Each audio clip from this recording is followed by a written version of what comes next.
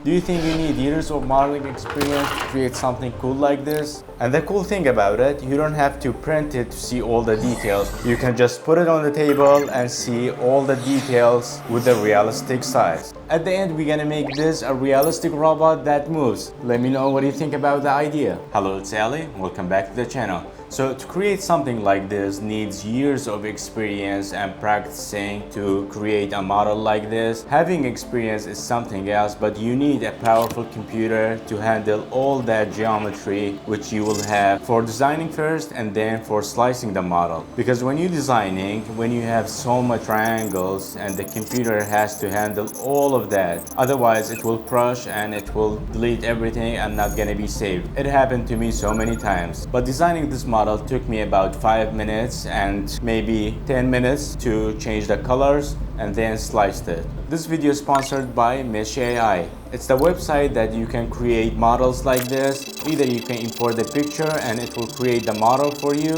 or you can describe it. So Mesh 7 analyzes the input image and uses its material alignment feature to preserve the look of the original image into 3D model. And there are so many options in that website. You can divide it into parts. You can divide it by colors, change the colors, and then export it as 3MF file. So what I found was the best for me to create something like this, because I had that vision before to create it, but I don't have that skill to create a model like this. So I used ChatGPT and it gave me the prompt for something like this. I described it, how I want the wall, the colors, the mechanism, how it should be, and then it gave me the prompt, and I used the same prompt in ChatGPT and gave me the picture. So we're gonna open the Meshy AI and import the picture, and it will take some time and create the model for you. I wanted to make some changes with this model and make it bigger because I saw the details is very sharp with this one and already colored everything for me. When I bring it to Slicer, the colors, the highlights already was set. You just have to print it. But when I checked some of the parts, I didn't like the design, so I had to change it a bit and describe it how I should change it, because I wanted to make it bigger. I wanted to get closer to that vision that I had in mind. But first of all, let's print that model and see how it comes out.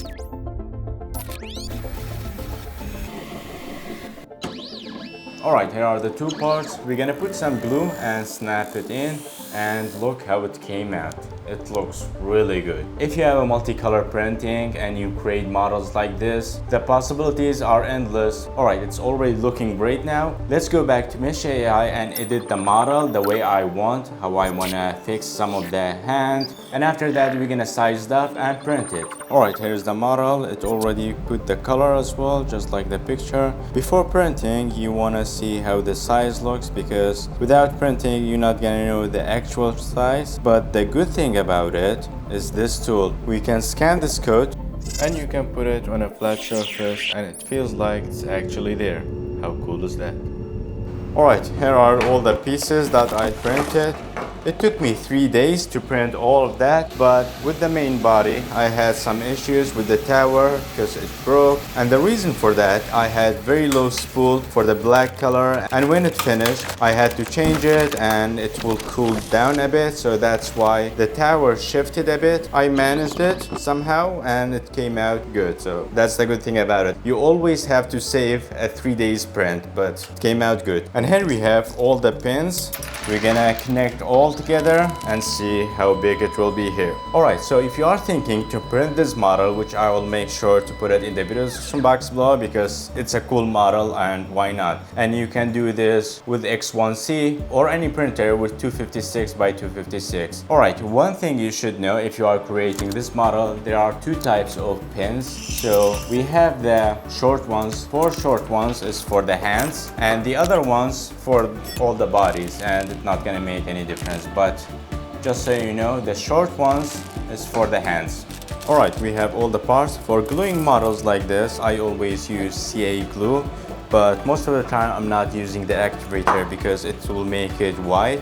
And you don't have to put so much glue.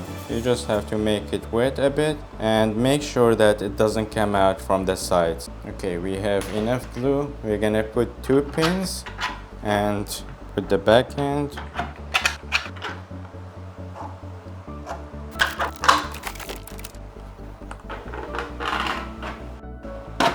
It looks absolutely amazing, but I wanted to go bigger, maybe double the size, but it would take way longer time to print. But even now, you can see all the details, even with the small one. So with the Meshy AI, the possibilities are endless. You just have to describe it, or you can import a picture and it will give you the model. There's a company called Infin who makes Rover X. It's a robotic dog, so I'm thinking to make a suit for this dog. Feel free to let me know if you have any more suggestions about this idea. I will put Meshy AI in the video description box below, and I would love to see what you guys can create with this amazing tool. Feel free to tag me on my social media network, and I will make sure to put this file in the video description box below so you can print it. It will be 3MF file, so it's easier. You just send it to the printer and it prints right away, either this one or the small version. Thanks for watching, and see you in the next one. Bye for now.